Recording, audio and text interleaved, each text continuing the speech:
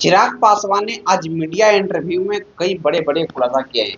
चिराग पासवान ने बिहार के चुनाव लड़ने से लेकर कई महत्वपूर्ण बातें मीडिया इंटरव्यू में आज बताए हैं। पार्टी टूटने से लेकर कई बड़ी बड़ी बात चिराग पासवान बोले हैं। चिराग पासवान का पहले आप लोग बयान सुनिए साथियों।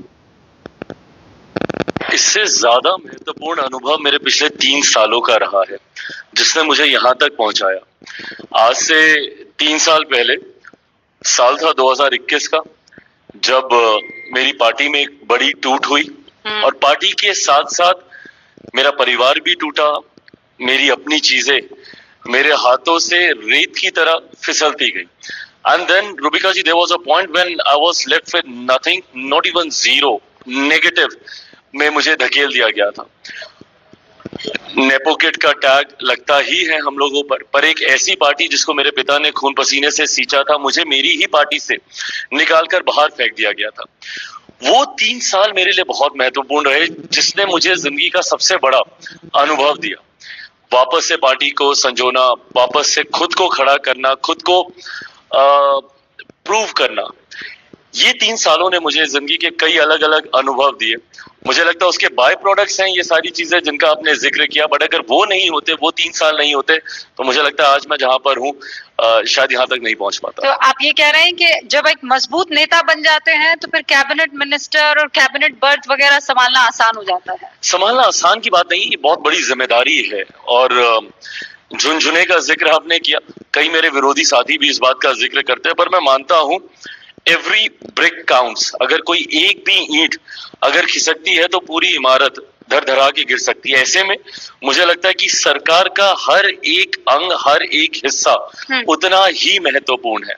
And as an ally, as a minister, जो जिम्मेदारी मेरे कंधों के ऊपर है, मैं मानता हूँ उस जिम्मेदारी को ईमानदारी से निभाना अपने में एक बहुत बड़ी जिम्मेदारी है, जिसकी तरफ मैं कार्य कर रहा हूँ।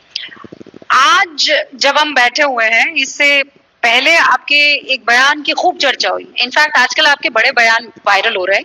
एक बयान उनमें से एक मैंने पिक किया है, पहले आपको वो सुनवाते हैं ताकि जनता को भी समझ में आ सके कि मैं किस बयान की बात कर रही हूँ। Please play.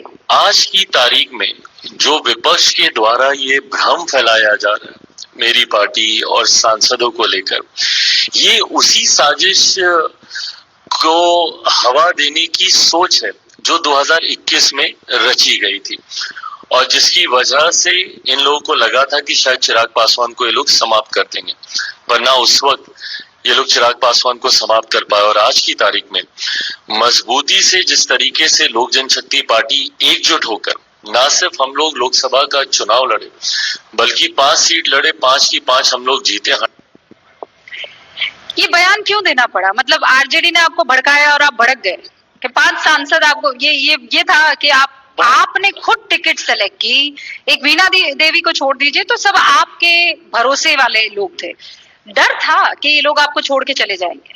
देखिए, अब इतना कुछ खोया है, इतना कुछ हासिल भी किया है खोकर, कि अब वो डर नहीं है। And honestly Rubika ji, I mean you know this gives you a lot of confidence जब आप चीजों को खुद संजोते हैं, और जो मैंने पिछले 3 सालों में मैंने किया। तो डर, मतलब फिल्मी डायलॉग के तौर पे नहीं कह रहा, बट डरता मैं किसी से नहीं हूँ, और डर अब लगता नहीं है किसी बात का, क्योंकि जितना डर था वो सब मुझसे छीन लिया गया है। बहरहाल, मुझे जिस बयान का आप जिक्र कर रही हैं, इसका परिप्रेक्ष्य ये था कि मेरी पार्टी के बीच में पुनः उसी तरीके का भ्रम जिसका मैंने जिक्र किया। And right now it's very important for me and my party to focus on the coming Bihar elections. मेरी प्राथमिकता पूरी तरीके से उस दिशा में है।